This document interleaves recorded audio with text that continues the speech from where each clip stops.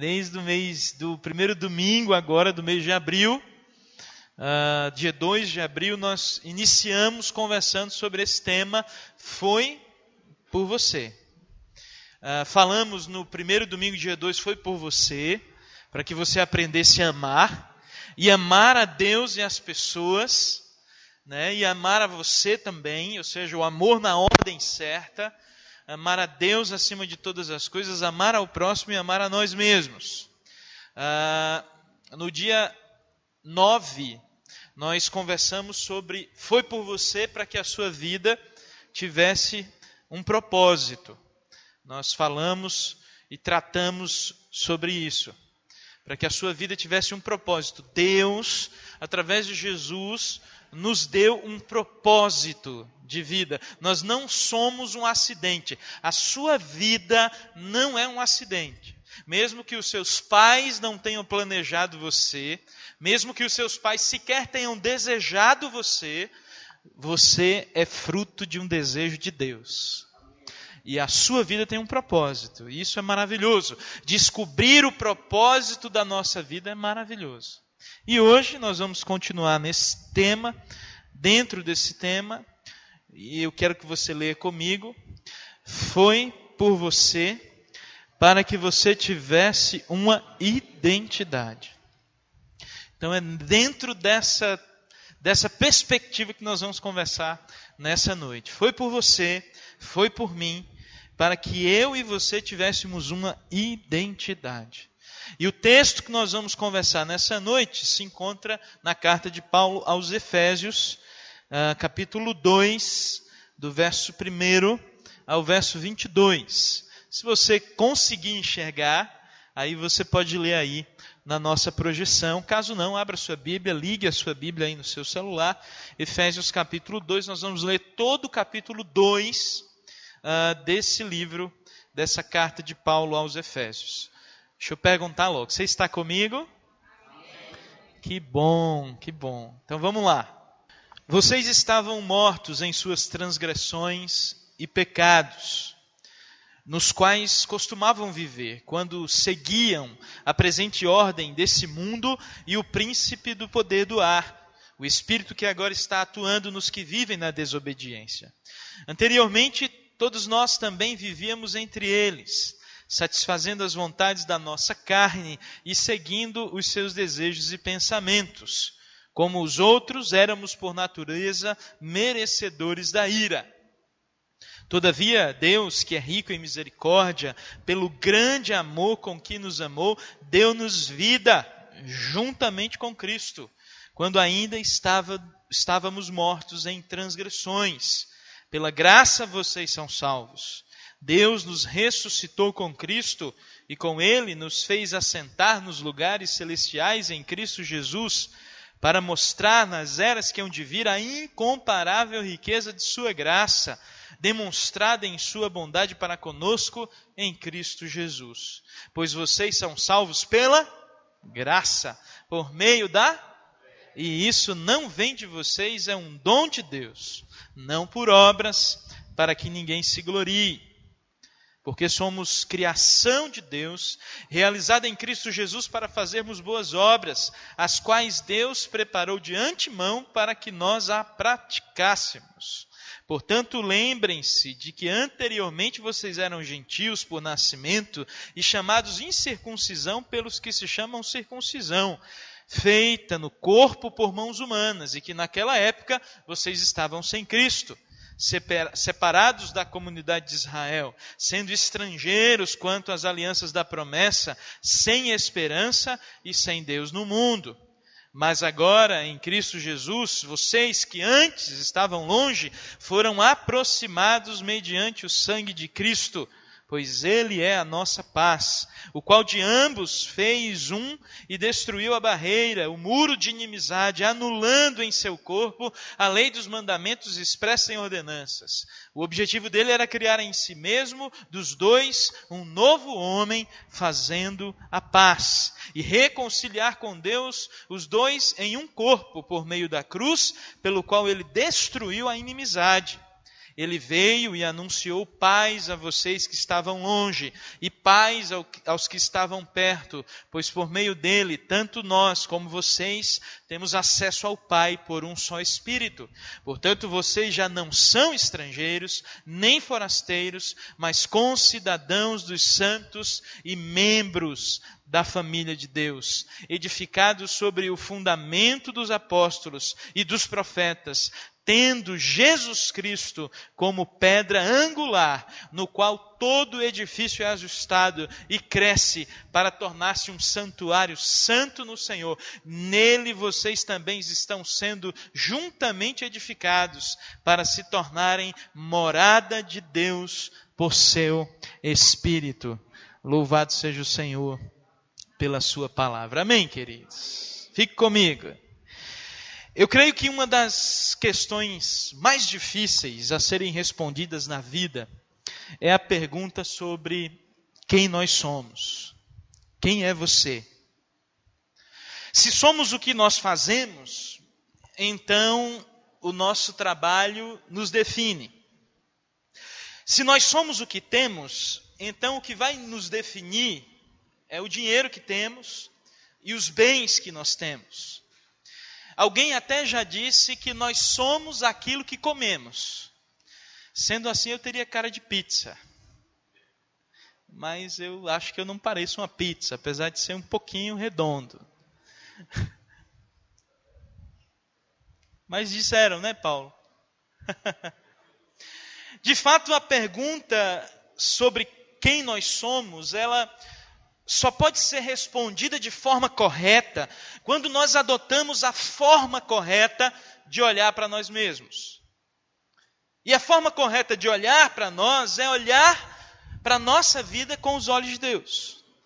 E olhando com os olhos de Deus, a gente ter a correta percepção de quem nós somos diante da vida.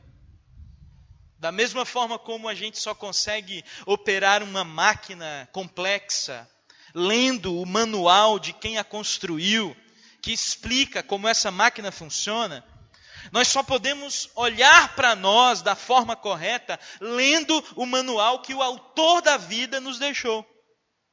E mesmo diante de tudo que possa ser dito sobre esse manual, mesmo diante de todas as teologias, de todas as contribuições científicas que nós temos conhecimento, esse manual continua sendo o fiel manual a respeito de mim, a respeito de você e a respeito da vida.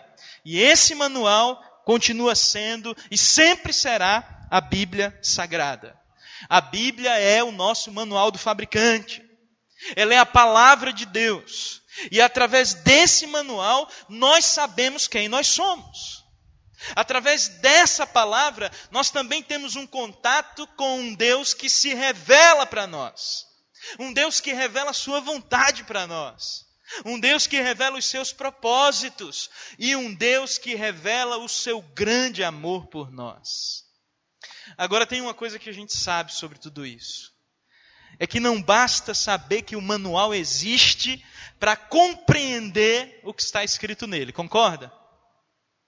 Você não basta saber que você tem um manual de tudo que você tem em casa, de todos os eletrodomésticos que você tem em casa, para que você saiba o que tem escrito nele. Para saber o que tem escrito nele, você precisa se relacionar com ele. É óbvio. Eu me lembro que quando eu e Keila decidimos nos casar, e a gente começou a comprar um monte de móvel, começou a comprar algumas coisas, já nos preparando para o dia em que nós nos casaríamos. E a gente ganhou do irmão de Keila um ar-condicionado, né? Um ar-condicionado desses modernos. E eu não sabia nem como, para onde ia, nem como fazê-lo funcionar. Alguém disse para mim, olha, tem que chamar uma empresa especializada para instalar o ar-condicionado assim, ele vai fazer isso, isso e isso. E aí nós viemos para Recife, trouxemos os móveis, montamos os móveis e eu chamei alguém para montar o ar-condicionado. Colocamos o ar-condicionado no quarto e, nossa, como foi gostoso dormir a primeira noite como um casal na nossa casa, com o ar-condicionado ligado, aquele frio gostoso, né? Estava quente em Recife na época. E eu me lembro que um tempo foi passando, 3 meses se passaram mais ou menos, e uma luz começou a piscar no painel do ar-condicionado. E aí que ele olhou para mim e disse, Neto, filho, tem uma luz piscando ali naquele ar-condicionado. E eu olhei e disse, tem sim. E eu subi numa cadeira, olhei assim, e aquela luz piscando, ela não estava aí antes. Não estava. E aí eu abri a tampa do ar-condicionado, fiquei olhando, procurando algum botão, alguma coisa que me indicasse por que aquela luz estava piscando. E eu preocupado, disse, meu Deus, por que essa luz está piscando? Ao que a minha esposa, na sua infinita sabedoria, disse assim para mim, vamos ler o manual? Aí eu estava tão concentrado que eu nem ouvi direito ela falar sobre isso. E aí continuei olhando para frente, para trás, levantei a tampa de novo, abaixei, liguei, desliguei. E o pior é que quando eu desligava, a luz continuava piscando. Aí eu tirei ele da tomada central, desliguei o disjuntor. Quando eu liguei, a luz continuava piscando. E nisso a minha esposa já tinha pego o manual, né? Na sabedoria das mulheres, aí ela já tinha... Eu disse, filho, toma aqui o manual. Leia o manual. Eu peguei o manual com raiva, por não conseguir resolver o problema. E comecei a ler rápido, sabe? E ela disse, calma, leia devagar. E aí eu vi uma imagenzinha e era exatamente aquela imagem que estava piscando ali. E aí ao ler o manual eu descobri que o ar-condicionado tinha um filtro. E que quando esse filtro estivesse sujo, eu teria que tirar esse filtro, limpar esse filtro, colocar de volta o filtro e apertar um bendito botão para dizer ao ar-condicionado que o filtro agora estava limpo. Já pensou, Jesus? Parabéns, né? Que coisa! Lê o manual. Uma coisa tão óbvia, tão simples. Mas sabe, eu estou contando esse exemplo porque às vezes nós tratamos a Bíblia do mesmo jeito. Porque ter a Bíblia aberta na nossa casa, na nossa mesa, no nosso local de trabalho, ter a Bíblia dentro do carro, dentro do celular, na cabeceira da cama, não significa que nós conhecemos aquilo que está escrito ali. Ter a Bíblia, ser rodeado de Bíblias, não significa que nós nos relacionamos de forma correta, profunda, com aquilo que está escrito ali.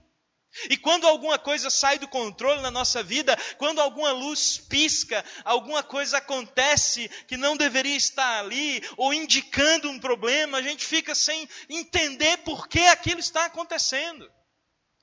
E lá na nossa consciência, no fundo do coração, vem uma voz que diz assim para nós, leia o manual.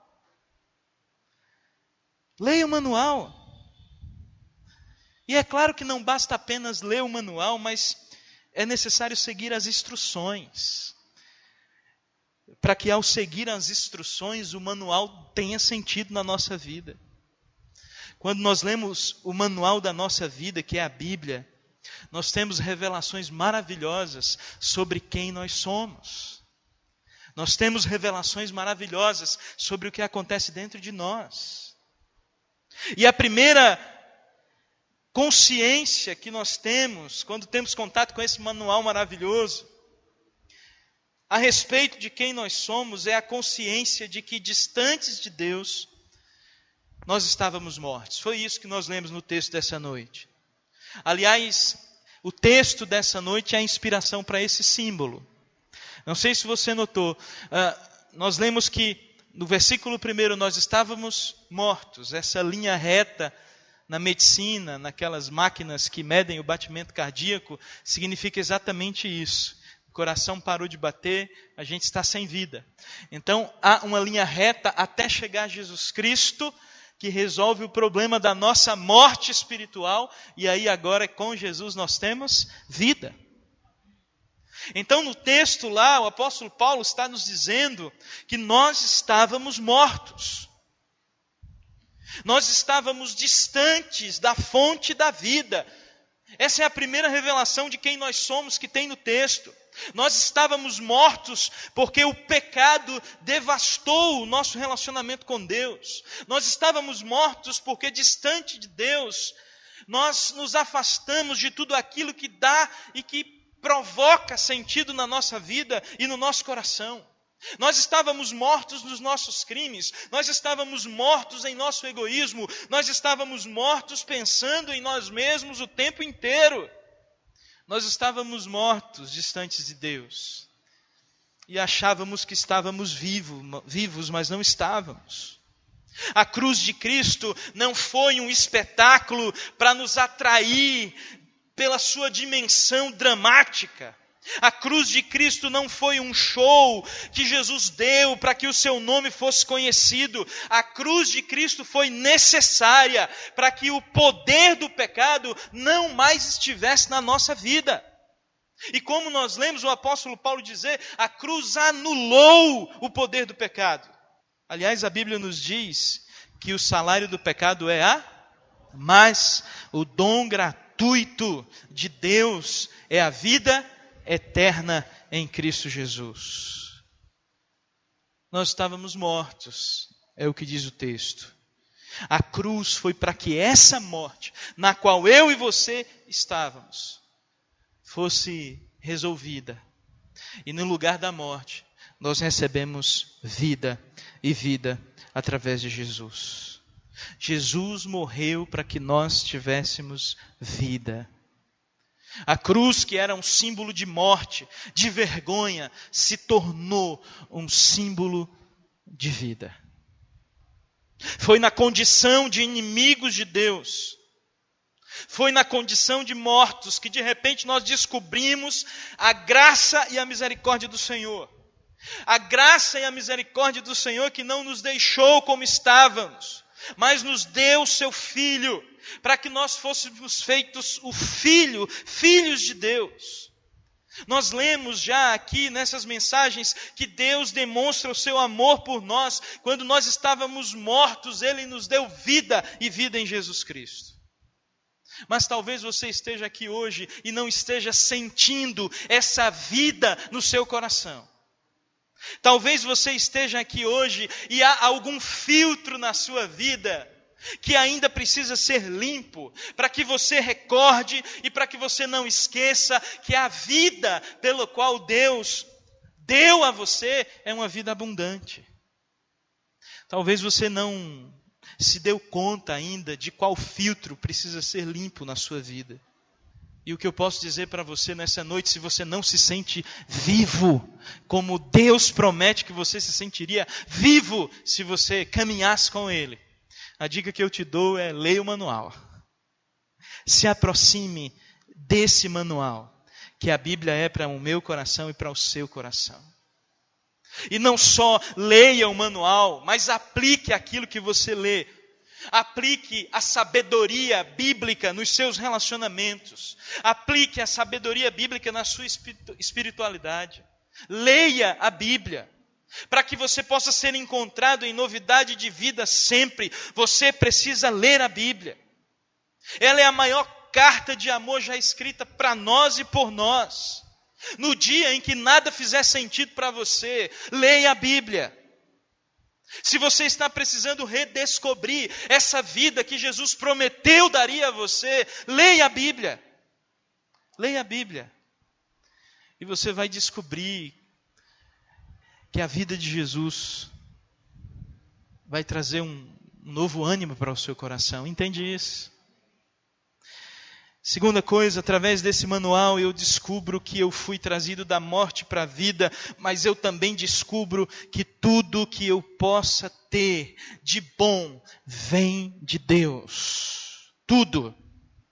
Nós lemos aqui no verso 8, pela graça sois salvos, mediante a fé. E isso não vem de vós, é um dom de Deus, não vem de obras para que ninguém se glorie. Quando eu reconheço que tudo que eu tenho de bom vem de Deus, eu me torno uma pessoa agradecida. Quando eu olho para a salvação que Deus operou em mim, e eu sei que não foi merecimento meu, eu me torno uma pessoa agradecida. Quando eu olho em volta e vejo todos os caminhos que a minha vida poderia trilhar, e vejo aonde eu estou hoje, pela graça de Deus, eu me torno uma pessoa agradecida. Por isso, não olhe para as suas limitações. Não olhe para o que você não tem. Como o Gel tem dito aí em algumas oportunidades, olhe para Jesus. Olhe para a presença de Jesus na sua vida e seja agradecido. Você já tem tudo o que precisa para ser feliz. Mas eu volto a dizer que se por acaso você não se sente agradecido ultimamente, se por acaso você tem mais murmurado do que agradecido, a sua atitude tem sido de mais murmuração e menos gratidão, leia o manual. Leia o manual, para que você tenha contato com tudo aquilo pelo qual você tem que ser agradecido. Amém? Vamos lá. Terceira coisa que eu descubro quando eu leio esse manual, nesse texto que nós lemos hoje, eu descubro que eu sou um concidadão dos santos. Você sabe o que isso significa? Essa palavra concidadão? Biblicamente, essa expressão significa que nós temos a mesma cidadania, nós temos a mesma identidade de todos os homens e mulheres que andaram com Deus ao longo da história. Como o apóstolo Paulo disse em Efésios 2, nós não somos estrangeiros, nós não somos desconhecidos. O reino de Deus é agora também a nossa identidade. Nós somos aqueles contados, encontrados. Nós não somos mais estrangeiros, forasteiros. A nossa cidadania é a cidadania do reino de Deus. E tem uma coisa que eu quero dizer para você que fique no seu coração. A nossa cidadania nos dá a capacidade de transitar espiritualmente onde grandes homens e mulheres de Deus andaram. Ser concidadãos dos santos significa que a mesma experiência com Deus que os grandes homens e mulheres de Deus tiveram na Bíblia, elas são acessíveis para mim e para você. A mesma capacidade de intimidade com Deus, ela está acessível para mim e para você. A mesma capacidade de olhar a vida, olhar as pessoas, olhar a Deus e olhar a nós mesmos, que esses homens e mulheres tiveram ao longo da história, é a nossa mesma capacidade. Ele é o nosso Deus, Ele é o nosso Senhor, Ele é o Rei dos Reis. É claro que isso não nos isenta de responsabilidades sociais hoje, no nosso tempo. Mas a gente não pode se esquecer de que o nosso estilo de vida não tem a ver só com o lugar onde nós estamos, mas tem a ver com o lugar para onde nós estamos indo. Nós somos cidadãos, nós somos pessoas que têm a cidadania do reino de Deus. E nós podemos realizar coisas maravilhosas através da ação poderosa do Espírito Santo de Deus em nós. Nós ganhamos essa cidadania.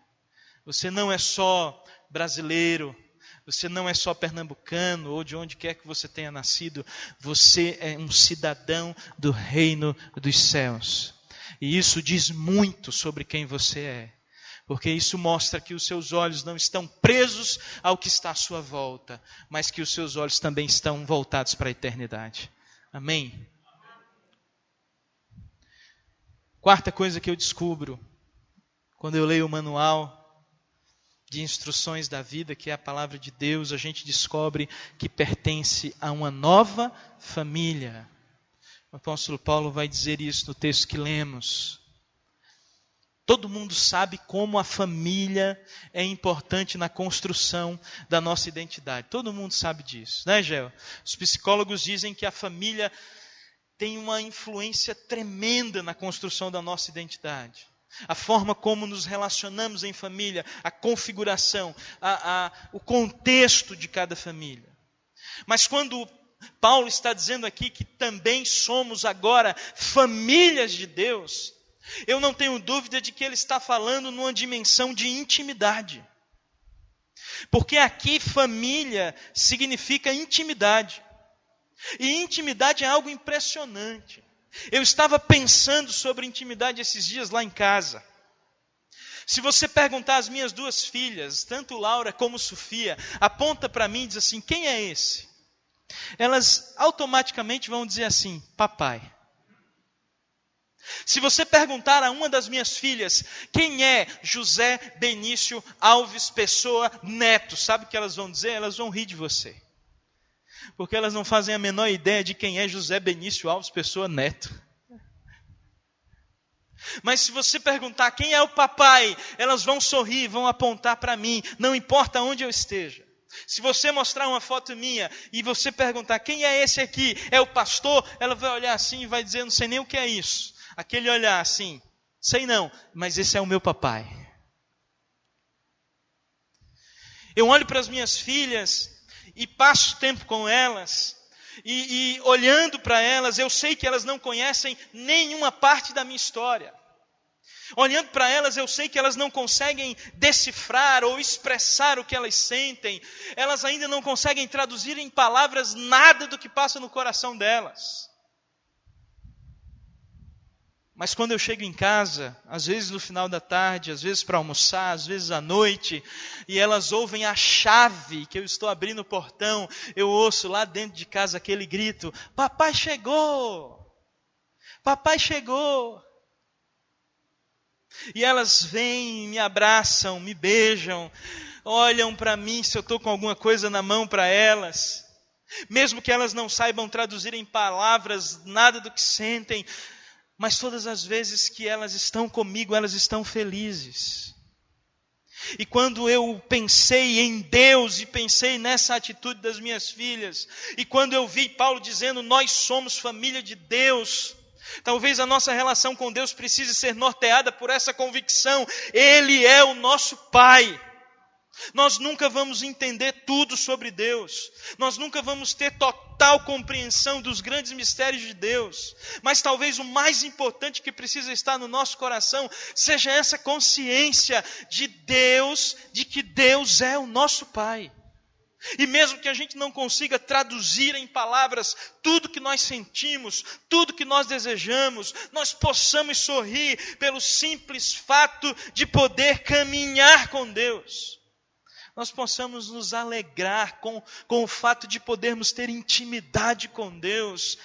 Nós podemos nos alegrar com o fato de ter Jesus Cristo em nossa vida, que nos leva até a presença desse Deus que é Pai, para que a gente tenha intimidade. Deus nos trouxe da morte para a vida, para que a nossa relação com Ele fosse uma relação de intimidade. O apóstolo Paulo, lá em Romanos 11, quando ele começa a discorrer sobre os mistérios da salvação, sobre a relação de Deus com Israel, sobre a relação de Deus conosco, ele começa a ampliar o máximo que pode a compreensão daquilo que está no coração de Deus, mas de repente o apóstolo Paulo percebe que é limitado e ele começa a se perder um pouco e chega a um ponto da consciência dele não conseguir decifrar a forma maravilhosa como Deus age na nossa vida. E veja o que o apóstolo Paulo fala. Se você conseguir ler, leia comigo. Lá em Romanos 11, a partir do versículo 33, o apóstolo Paulo diz: ó profundidade da riqueza, da sabedoria e do conhecimento de Deus! Quão insondáveis são os seus juízos, quão inescrutáveis os seus caminhos! Pois quem conheceu a mente do Senhor? Quem se tornou seu conselheiro? Quem primeiro lhe deu alguma coisa para que ele lhe recompensasse? Portanto, dele, por ele e para ele são todas as coisas. A ele seja a glória perpetuamente. Amém. Isso é intimidade, irmãos. Está faltando intimidade com Deus na sua vida? Às vezes a gente acha que intimidade com Deus é conhecer as palavras certas, conhecer a saudação certa, conhecer os versículos certos, tudo isso faz parte. Mas esse não é o fim da nossa intimidade com Deus. Se está faltando intimidade sua com Deus, o que é que você vai fazer? Lê o manual. Se você quer mais intimidade com Deus, leia a Bíblia. Porque nela você vai encontrar um caminho de intimidade com Deus. A Bíblia é fruto de homens e mulheres que tiveram intimidade com Deus. A Bíblia só está aí na sua mão, só está no nosso carro, na sua cabeceira, no seu quarto, no seu celular, porque homens e mulheres aceitaram o desafio de serem íntimos de Deus. E fizeram isso até as últimas consequências da sua vida. E para a gente terminar, lendo esse manual, a gente descobre que nós somos moradas de Deus. Você sabia que Deus mora em você? Você já parou para pensar que Deus habita em você? Quando você se sente triste, quando você se sente deprimido, será que você já voltou os pensamentos para Deus na consciência de que Deus habita em você? Quando você se sente sozinho, quando você se sente cansado, quando você se sente confuso, quando você se sente estranho, quando nós falamos hoje de manhã, você já parou para pensar que Deus habita em você? Não importa as mentiras que falem sobre você, Deus habita em você. Não importa as mentiras que você conta ao seu respeito, se você encontrou Jesus Cristo, Deus habita em você. Não importa a condição de vida que você tem, aonde você mora, se você encontrou com Jesus Cristo, Deus habita em você. E se Deus habita em você, tudo pode ser diferente na sua vida. Se Deus habita em você e Ele habita através de Cristo Jesus, como nós lemos aqui, tudo pode ser diferente. A nossa intimidade com Deus pode ser diferente. Afinal, a gente precisa fazer essa jornada que não está muito mais fora de nós, mas está dentro de nós. E quem sabe encontrar Deus, não por aí, como às vezes a gente faz. Eu vou na igreja, eu vou ouvir uma profetisa, eu vou ouvir um pastor na rádio, eu vou em outra igreja, eu vou ali, eu vou acolá. Mas talvez a jornada que a gente precise fazer seja para dentro de nós e olhar para dentro de nós e perceber que apesar das nossas confusões, dos nossos conflitos, das nossas falhas, Deus escolheu morar dentro de nós. E a gente pode ser chamado de morada do Altíssimo.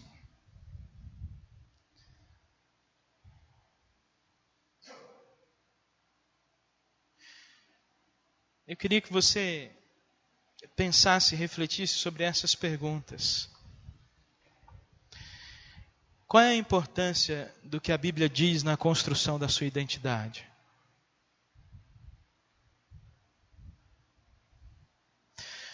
Qual é o lugar que a Bíblia ocupa na sua vida atualmente?